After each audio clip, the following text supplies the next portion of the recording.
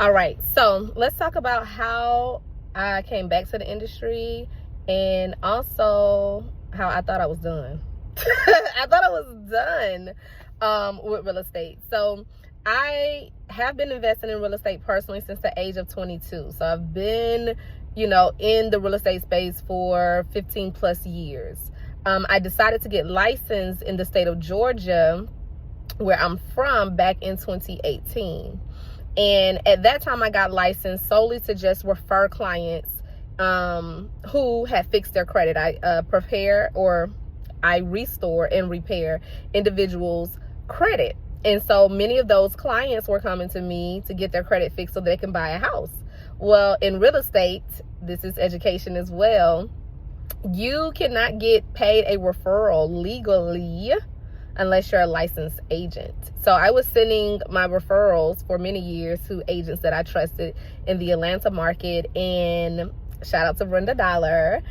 She is a realtor that I partner with in Georgia way back then, so for many years. And she is also the reason why I joined the best brokerage in the world, Keller Williams, okay?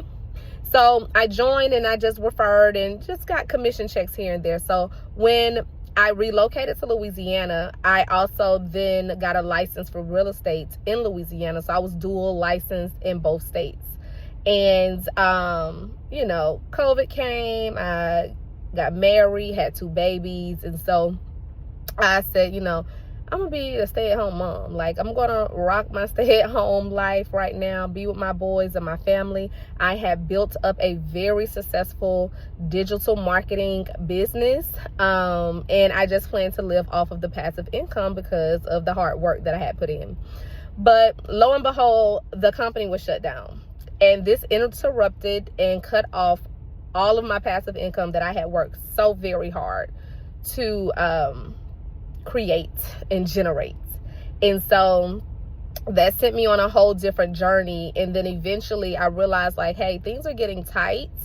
Let me cut some expenses. I'm like, I'm not doing anything with my real estate license. I'm just paying a monthly fee every month. And, it's a waste because I wasn't really talking, moving around. And then we were still in COVID. So, getting out, the nervousness behind that. If I go out, well, I bring something back home to my babies or my kids. So I'm just like, look, it doesn't make sense. Let's cut it out. My husband, shout out to my husband. He's like, Zaniki, I don't think you need to deactivate your license. Like, just keep it just in case. And so I'm like, it's a waste. Like, we're spending money on this. We don't need it. Let me just cut it off. And so I deactivated my license at the end of 2022. So I did not pay to renew my license at the end of 2022. Here comes 2023.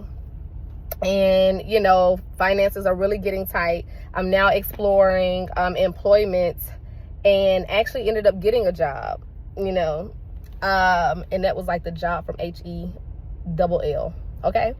And so God sent me there as well on a mission. So I did what I was supposed to do there, and God literally released me in 4 months' time. Okay. Very quickly. But within those 4 months, I heard God say to me, reactivate your license and go help people secure land.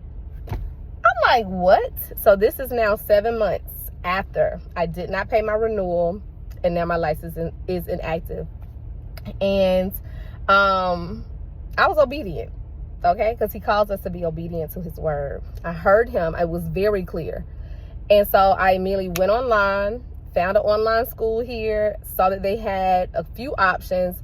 One was like 6 weeks online, one was 4 weeks online. I'm like, look, if I do 4 weeks, that's going to force me to sit down and do what I need to do. So I'm going to just do 4 weeks.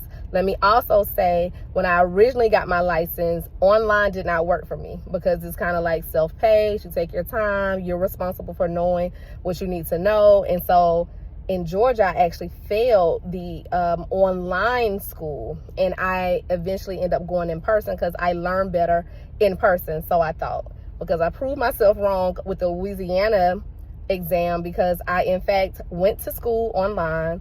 I did a crash course on a weekend with that same school and immediately went in, took the test, and passed on the first try.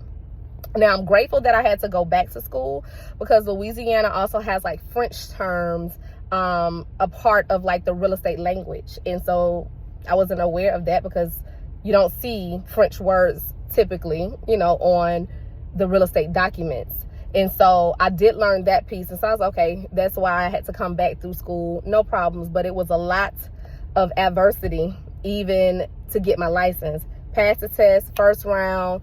Actually got fired from the job at the top of September, which now allowed me like the full month to study.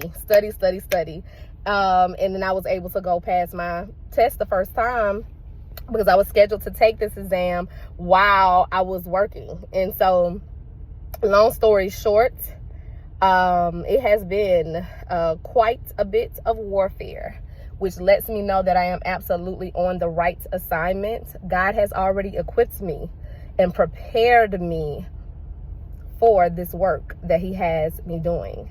And so when I say that I know I have been called back to real estate, that is what I mean, because I didn't do this from a place of, okay, you know how to invest in real estate, you know how to sell, all these things. Let's just go get your license to go make money. Never. I literally let my license expire because I had no intention to do anything in the real estate industry from a license standpoint. I absolutely still plan to invest and build up my portfolio, rental portfolio, and passive income. But as far as being out here licensed on the street, was not in my plans or my playbook. But the more that I continue this journey, I see why he sent me back to it, because there's a change needed. People are tired. They're looking for honest people to work with, people they can trust.